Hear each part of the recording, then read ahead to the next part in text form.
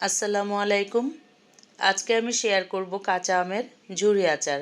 চারদিকে এখন কিন্তু আম ভরপুর। আপনারা চাইলে এই সিজনে এই ঝুরি আচারটা তৈরি করে সারা বছরের জন্য সংরক্ষণ করে রেখে দিতে পারেন। আমার গলার অবস্থা খুব ভালো ছিল না, ঠান্ডা লেগেছিল, তাই এই কয়দিন আমি ভয়েস দিতে পারিনি, আপনাদের জন্য রেসিপিও দিতে পারিনি। আজকে তাও চেষ্টা করছি একটু ভয়েস দেবার জন্য। আশা করছি ভুল ত্রুটি ক্ষমা করে আপনারা আমার ভিডিওটি দেখে নেবেন। তো এখানে আমি বেশ কিছু কাঁচা আম নিয়ে নিয়েছি, আর এই আমগুলোকে এখন ছিলে আমি এভাবে কুচি করে নেব। আপনাদের যার যেভাবে সুবিধা হয় আপনারা ঠিক সেভাবেই কুচি করে নেবেন। এই তো দেখতেই পাচ্ছেন আমি কিভাবে কুচি করে নিচ্ছি। আর যদি আপনারা এভাবে কুচি করতে না পারেন তাহলে আপনারা বটির সাহায্য করতে পারেন অথবা গ্রেটারের সাহায্যও করে নিতে পারেন। এই আচারটা পোলাও এবং খিচুড়ির সাথে খুব বেশি ভালো লাগে। আমার বাসায় তো সারা বছরই পোলাও এবং খিচুড়ির সাথে এই আচার চাই। তো এভাবে আমি পিলার দিয়ে আমগুলো কুচিয়ে নিয়েছি, আর বাকি আমটা আমি এখন গ্রেটারের সাহায্যে গ্রেট করে দেখাচ্ছি আপনাদের। আমার ভিউয়ার্সরা, আপনারা আজকে আমার কথা শুনলেই বুঝতে পারবেন যে আমার ঠান্ডায় গলাটা কী অবস্থা হয়ে গিয়েছে। তা আমি দুঃখিত, ভিডিওগুলো আমি আরও আগে করেছি, রেসিপিগুলো দিতে আমার দেরি হয়ে গিয়েছে। আজকে অনেক জোর করেই চেষ্টা করছি ভয়েস দেবার জন্য। দেখুন তো আমের কুচিগুলো কত সুন্দর হয়েছে, দেখতে কত সুন্দর লাগছে। আমি মনে করি যে জিনিসটা দেখতে সুন্দর সেটা কিন্তু খেতেও সুন্দর। আর রান্না তো হচ্ছে একটা শিল্প, এটা মনের মাধুরী মিশিয়ে রান্না করতে হয়, তাই না? আপনারা সবাই কম বেশি জানেন। এই আচারের জন্য একটি মশলা লাগবে, নিয়েছি সরিষা, এখানে হলুদ সরিষা এবং কালো সরিষা নিয়েছি, আর কিছু শুকনো মরিচ নিয়েছি, পাঁচফোড়ন নিয়েছি। এগুলো একটু ভেজে তারপর গুঁড়ো করে নেব।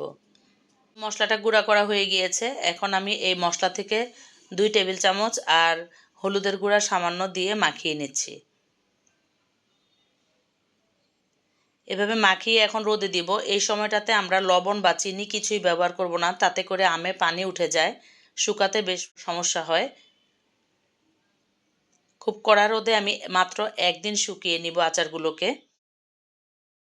খুব পাতলা করে 3টি প্লেটে আমি ছড়িয়ে দিয়েছি। আপনারাও এভাবে খুব পাতলা করে বেশ কয়েকটি প্লেটে এরকম করে ছড়িয়ে দিবেন, আমি যেভাবে ছড়িয়ে দিয়েছি। এর জন্য লাগবে কিছু পেঁয়াজ এবং রসুন। কিছু পেঁয়াজ কুচি করে নিয়েছি, আর এভাবে রসুনগুলোকে ছিলে নিয়েছি। রসুনগুলোকেও এভাবে হলুদ দিয়ে আর ওই মশলা থেকে 1 টেবিল চামচ মশলা দিয়ে মাখিয়ে নিচ্ছি। এগুলোকেও শুকিয়ে নিতে হবে।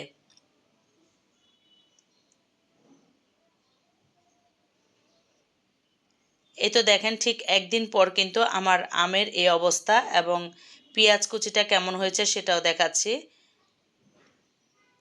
তো এবারে আমি আচারটা তৈরি করতে চলে যাব। আমি এখানে চিনি এবং লবণটা দেইনি, সেই জন্য আমি হাফ কাপ সিরকা দিয়ে চিনি এবং লবণটাকে গলিয়ে নিচ্ছি। চিনি এখানে আমি 2 কাপ ব্যবহার করেছি, আর লবণ পরিমাণ মতো। চিনিটা আপনাদের ইচ্ছের উপর ডিপেন্ড করে, যে যতটুকু মিষ্টি খেতে পছন্দ করেন। আমার আমটা অনেক টক ছিল, আমি এখানে 2 কাপ ব্যবহার করেছি। আর এখন সরিষার তেলটা দিয়ে দিয়েছি। চিনিটা গলে যাবার পরই কিন্তু সরিষার তেলটা দিতে হবে। জাস্ট তেলটাকে একটু গরম করে এই আচারগুলোকে এখন একটু উল্টে পাল্টে নেব। যদি এই আচারটা এখন তেলের মধ্যে বা চিনির সাথে জাল করা হয় তাহলে কিন্তু একটু শক্ত হয়ে যাবে। আর আমার এই আচারটা কিন্তু একদিনে বেশ ভালো শুকিয়েছে। আপনারা সবাই জানেন এখনকার আবহাওয়া কীরকম ছিল। খুব কড়া রোদে কিন্তু একদিন শুকানোর পরে আচারের এই অবস্থা হয়েছে। তা আমি আর কিছু করব না, এখন নামিয়ে নেব। সৌন্দর্যের জন্য কয়েকটা শুকনো মরিচ এভাবে কেটে দিয়েছি। এটা আপনারা চাইলে স্কিপও করতে পারেন। যেহেতু আমরা গুঁড়া মশলাটার সাথে শুকনো মরিচ দিয়েছি, একটু ঝাল হয়েছিল, তো এটা যার সৌন্দর্যের জন্য দিয়েছি। আশা করি আপনাদের ভালো লাগবে আমার আচারের রেসিপিটি। যদি ভালো লাগে অবশ্যই আমার একটা কমেন্ট রেখে যাবেন। আপনাদের একটি কমেন্ট কিন্তু আমাকে অনেক উৎসাহিত করে পরবর্তীতে আরেকটা কন্টেন্ট তৈরি করার জন্য। আর আমার রেসিপিটি আপনারা পেজ থেকে দেখলে আমার পেজটিকে ফলো করবেন, আর ইউটিউব চ্যানেল থেকে দেখলে ইউটিউব চ্যানেলটিকে সাবস্ক্রাইব করে পাশে থাকা বেল অপশনটি প্রেস করে দিবেন। এই গরমের মধ্যেও কিন্তু আমরা অনেক কষ্ট করে রেসিপিগুলো তৈরি করি, তাই না? তারপরে আবার অসুস্থ ছিলাম, ভয়েস দিতে পারছিলাম না। এই ভয়েস ওভার করে আপনাদের জন্য ভিডিওটা সামনে হাজির করলাম। আশা করি আপনারা বুঝতে পারবেন।